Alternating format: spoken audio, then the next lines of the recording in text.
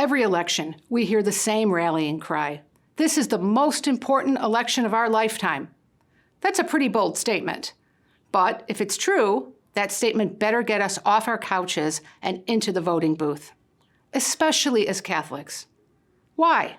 Because it is impossible to separate your faith from your everyday life. By actively participating as informed citizens, we can shape the way in which we live as a community. With every vote we cast, we actively form our society. Catholic voters don't simply exercise an individual right or make their voices heard as if we were all isolated individuals acting for ourselves alone. We vote to promote the common good for the sake of our neighbors. When we vote, we can help to promote solidarity with and care for the most vulnerable. Our vote can help to protect in the law the human dignity of all, from conception to natural death. Our vote can also create social safety nets that allow every person to live with dignity. In other words, our vote is not about us. The truth of the matter is that every election is important and has its own set of current important issues. And while there are many issues that are relevant to our day-to-day lives, some issues are preeminent because they involve fundamental moral principles.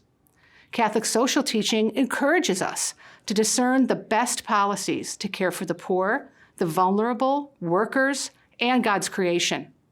But at the top of that list, the legal protection of human life from conception to natural death. After all, none of your other rights mean anything if you're not alive to exercise them. So when we participate in an election, we are honoring God's design for our lives.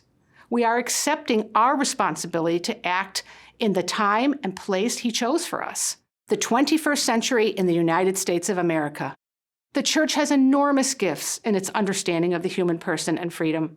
And as Catholics, how can we bring these gifts to the public square if we don't bother to vote? After all, to whom much is given, much is expected. So much depends on your voting.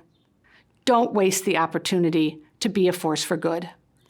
If you've been paying attention in the last few years, I'm sure you've seen the steady efforts of activists and those in government to silence Catholic voices and punish them for their beliefs.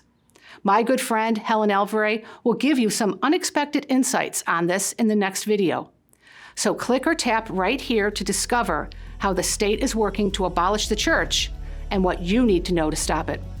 I'm Mary Fiorito, a fellow at the Ethics and Public Policy Center and host of the Edify podcast for Edify.